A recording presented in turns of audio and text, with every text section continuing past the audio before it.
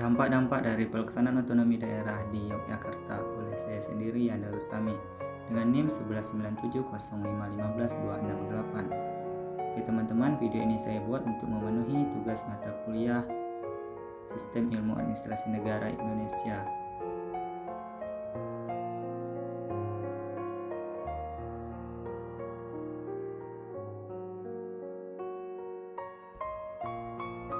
Sekilas tentang Yogyakarta. Daerah Istimewa Yogyakarta adalah sebuah provinsi yang berdasarkan wilayah Kesultanan Yogyakarta Hadiningrat dan Kadipaten Pakualaman.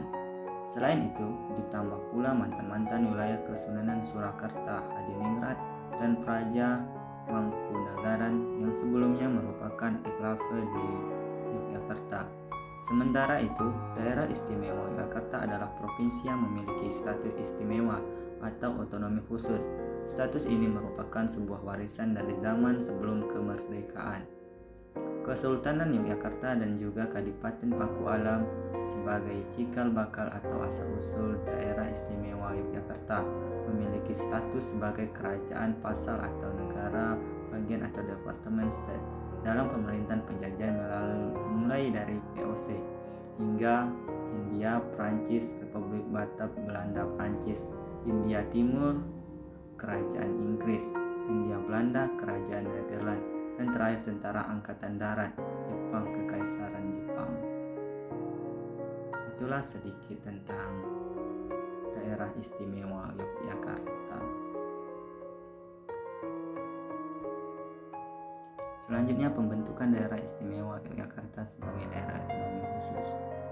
Dalam Undang-Undang 1945 Pasal 18 menyatakan bahwa pembagian daerah Indonesia atas daerah besar dan kecil dengan bentuk susunan pemerintahannya ditetapkan dengan undang-undang dengan memandang dan mengingat dasar permusyawaratan dalam sistem pemerintahan negara dan hak-hak usul-usul dalam daerah-daerah yang bersifat istimewa. Sebagai daerah otonomi setingkat provinsi, daerah istimewa Yogyakarta dibentuk dengan Undang-Undang Nomor 3 Tahun 1950 sesuai dengan maksud Pasal 18 Undang-Undang 1945 tersebut.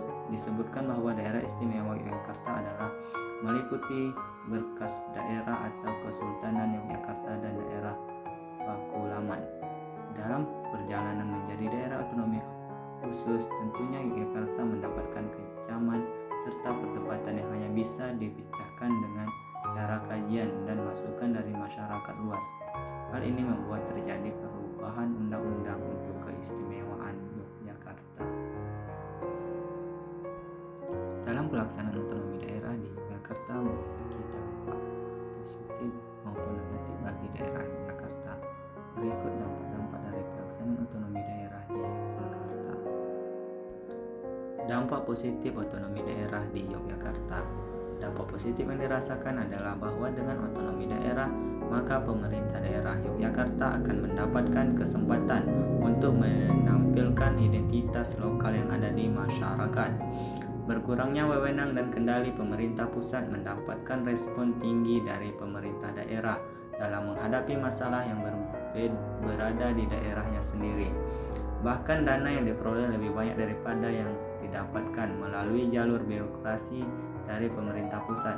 Dana tersebut memungkinkan pemerintah lokal mendorong pembangunan daerah serta membangun program promosi kebudayaan dan juga pariwisata yang sudah mengakar dan berbudaya di Yogyakarta. Dengan melakukan otonomi daerah, maka kebijakan-kebijakan pemerintah akan lebih tepat sasaran. Hal tersebut dikarenakan pemerintah daerah cenderung lebih mengerti keadaan dan situasi daerahnya, serta potensi-potensi yang ada di daerahnya daripada pemerintah pusat. Dampak negatif otonomi daerah di Yogyakarta.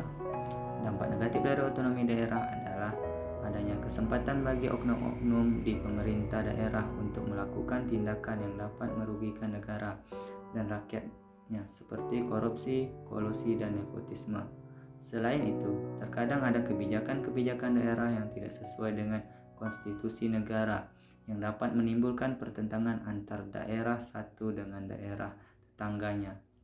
atau bahkan daerah dengan negara, seperti contohnya pelaksanaan undang-undang anti pornografi di tingkat daerah. Hal tersebut dikarenakan dengan sistem otonomi daerah, maka pemerintah pusat akan lebih susah mengawasi jalannya pemerintahan di daerah. Selain itu, karena memang dengan sistem otonomi daerah membuat peranan pemerintah pusat tidak begitu berarti. Otonomi daerah juga menimbulkan persaingan antar daerah yang terkadang dapat memicu perpecahan. Contohnya, jika suatu daerah sedang mengadakan promosi pariwisata, maka daerah lain akan ikut melakukannya. Hal yang sama seakan timbul persaingan bisnis antar daerah. Selain itu, otonomi daerah membuat kesenjangan ekonomi yang terlampau jauh antar daerah. Daerah yang kaya akan semakin gencar melakukan pembangunan, sedangkan daerah pendapatannya kurang akan tetap begitu-begitu saja tanpa ada pembangunan.